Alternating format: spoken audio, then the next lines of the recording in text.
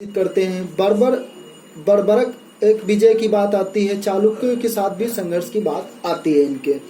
तो इस प्रकार से इनकी हमने देखा जयसिंह सिद्धराज की क्या सांस्कृतिक उपलब्धियां हैं और क्या राजनीतिक उपलब्धियां, और कैसे इन्होंने जैन धर्म और अन्य धर्मों के साथ सौहार्द बना करके रखा, और क्या उनके साथ इन्होंने कैसा इनका व्यवहार रहा। ठीक है, अब इसके बाद जो बात आती है वह जो महत्वपूर्ण शासक है वह है कुमारपाल।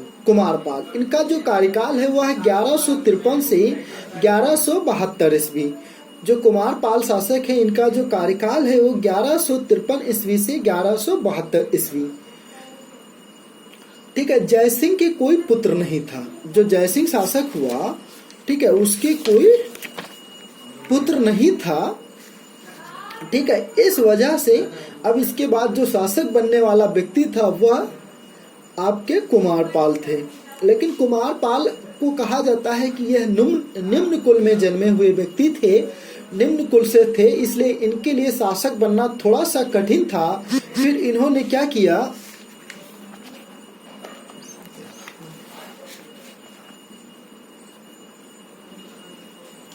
इनके लिए शासक बनना थोड़ा सा कठिन था। तो इन्होंने क्या किया, जब जयसिंह की मृत्यु हो गई तो उसके बाद कुमारपाल ने जो कुछ जैन आचार्य थे और मंत्री थे, जिसमें से उदयन था और सेनापति कान्हड़ देव की सहायता से राजगद्दी प्राप्त कर ली। कहने का मतलब कुछ जैन विद्वानों से मिलकर के और जो है उदयन जो मंत्री था उससे मिलकर के, और कुमारपाल का एक दामाद भी था, अर्थात बहनोई था, तो कान्हड़ देव, तो उसकी सहायता से इन्होंने क्या किया कि गद्दी प्राप्त कर लिया। ठीक है, गद्दी प्राप्त कर लिया।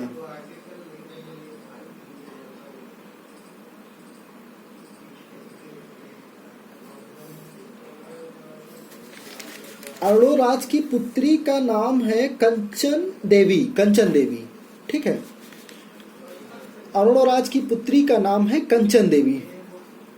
तो कुमारपाल इस तरह से शासक बन गया, मतलब अपने बहनों की सहायता से और मंत्रियों की सहायता से वह शासक बन गया।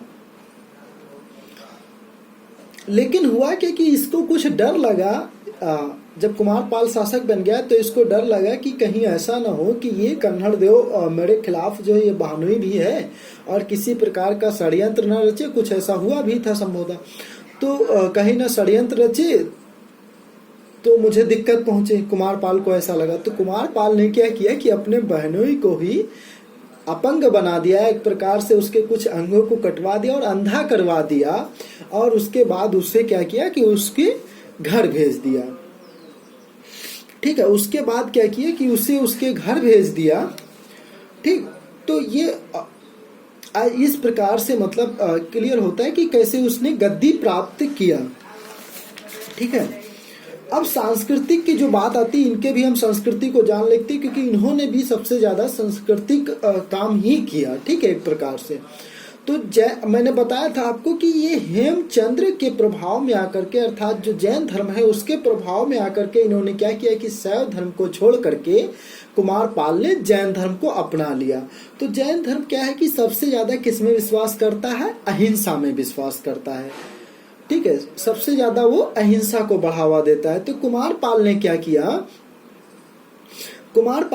किया कि जो मांस मदिरा था उसको स्वयं खाने पर प्रतिबंध लगा दिया, मतलब अपना खाना बंद कर दिया। और उसके बाद क्या किया कुमारपाल ने,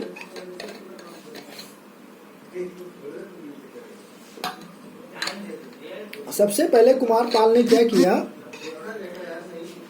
कि स्वयं मांस मदिरा खाना पीना बंद कर दिया। उसके बाद में अपने दरबार में, अपने राज्य में मांस मदिरा, ठीक है, खास करके मदिरा के उत्पादन और बिक्री पर प्रतिबंध लगा दिया। जो कुमारपाल शासक था उसने जैन धर्म के प्रभाव को भी कह सकते हैं, उसकी वजह से खास करके उसने क्या किया कि अपने राज्य में मदिरा के उत्पादन और बिक्री पर प्रतिबंध लगा दिया, और जो पशुओं की हत्या होती थी, जो पशुओं का वध होता था, उस पर भी प्रतिबंध लगा दिया। ठीक है, उस पर भी प्रतिबंध लगा दिया। और यहाँ पर एक महत्वपूर्ण काम क्या किया कि जब पशुओं पर प्रतिबंध लगाया तो पूरे राज्य में जो कसाई लोग थे, जो जिनका व्यापार था यह काम करने का, जो मांस काटते थे, जो पशुओं को काटते थे और बेचते थे मांस,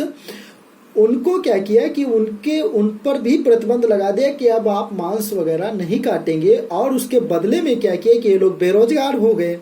तो बेरोजगारी की, इनकी आर्थिक तंगी को दूर करने के लिए, ताकि ये लोग दूसरे प्रकार का कोई बिजनेस या धंधा अपना सके, रोजगार अपना सकें, इस वजह से उसने 3 साल की एक्स्ट्रा आय, जो मतलब इन लोग की इनकम, जो राजस्व, उसने क्या किया 3 साल की अतिरिक्त आय इन कसाईयों को प्रदान किया। मतलब जो इस व्यापार से, इस रोजगार से जो लोग जुड़े थे, उनको 3 साल की एडवांस आय या सैलरी कह सकते हैं कि कसाईयों को प्रदान किया कुमारपाल ने। ठीक है, तो देखिए कैसे मतलब एक तरीका होता है कि शांति कायम किया जाए और कैसे जो है अपनी नीतियों को लागू किया जाए। तो यह एक प्रकार की कुमारपाल की रणनीति भी थी। ठीक है, तो और कुमारपाल के विषय में यह भी मिलता है कि अंतिम रूप से जब सोमनाथ का मंदिर उस समय पुनर्निर्माण किसी ने करवाया था, तो कुमारपाल ने करवाया। ठीक है, हेमचंद्र की बात को चर्चा कर चुके हैं, तो दोहराने की उसकी आवश्यकता नहीं। और क्या किया कि मैंने कहा कि पशु वध पर प्रतिबंध लगा दिया।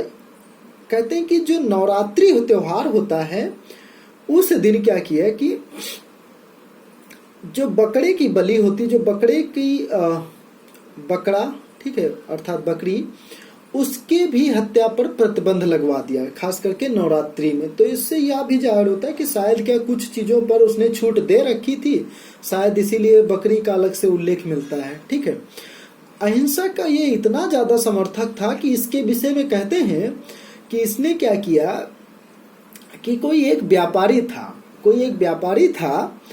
उसने क्या किया कि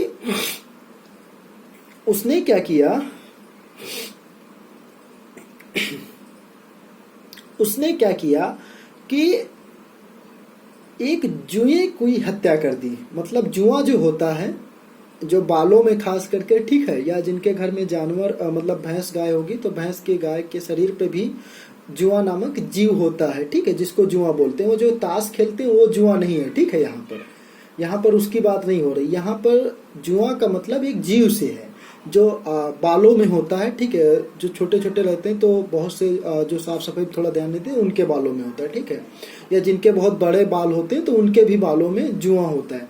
तो कहते हैं कि उस व्यापारी ने क्या किया कि एक जुए को मार दिया, मतलब जुआ की हत्या कर दी। तो इस हत्या के कार्य जब पता चला कुमारपाल को, तो उसको गिरफ्तार करवा लिया गया एक चोर की भांति। मतलब जिस प्रकार से चोर को पकड़ा जाता है, उसी प्रकार से इसको भी पकड़वा लिया गया, जो व्यापारी था। ठीक है, जिसने जुआ की हत्या की थी, उसको पकड़वा लिया गया। हालांकि कहते हैं कि उसने जुआ को इसलिए मारा था क्योंकि वह उसका खून चूस रहा था। ठीक है, ये बात सही भी है कि भाई वो उसको दिक्कत पहुंचा रहा था। जिसके भी मालों में होता है उसको पता भी होगा थोड़ा सा। तो इस तरीके से कहने का अभिप्राय यह है कि इतना ज्यादा ये संरक्षण जैन धर्म का प्रभाव था, या जैन धर्म के इतने ज्यादा फॉलोवर अनुयायी थे, इतने अधिक जो है उससे प्रभावित थे कि एक छोटा सा जो जीव होता है जुआ, उसके भी मारने पर इतनी बड़ी सजा राजा ने दी थी, मतलब कुमारपाल ने प्रदान की थी।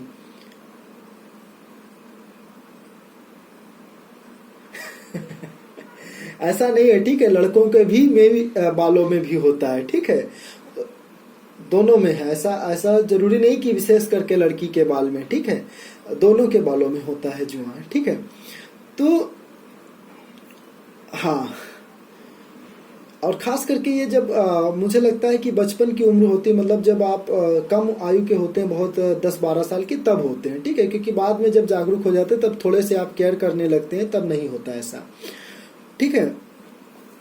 तो मैं क्या बता रहा था,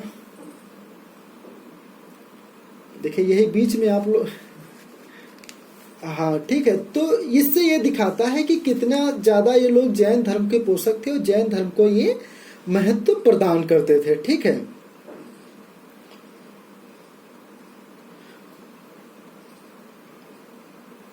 एक, हाँ बाद में पूछ लीजिए, ठीक है। तो मैं क्या कह रहा था कि ये जैन धर्म के बहुत बड़े उपासक थे। जैन धर्म के, मैं आपको एक बात जोड़ना चाहेंगे कि जैन धर्म वाले इतना ज्यादा हिंसा के मतलब अहिंसा के समर्थक हैं, अहिंसा के समर्थक है कि वो 5 बजने से, जब शाम को 5 बजने से पहले ही वो खाना खा लेते हैं। उनका यह आशय है कि शायद कीट पतंगे मेरे खाना खाते समय खाने में न पड़ जाए, तो उससे उनकी हत्या ना हो जाए, ठीक। और दूसरी बात, जो जैन धर्म के फॉलोअर हैं, ठीक है, वह जो जैन धर्म के फॉलोअर हैं वह क्या एक प्रकार से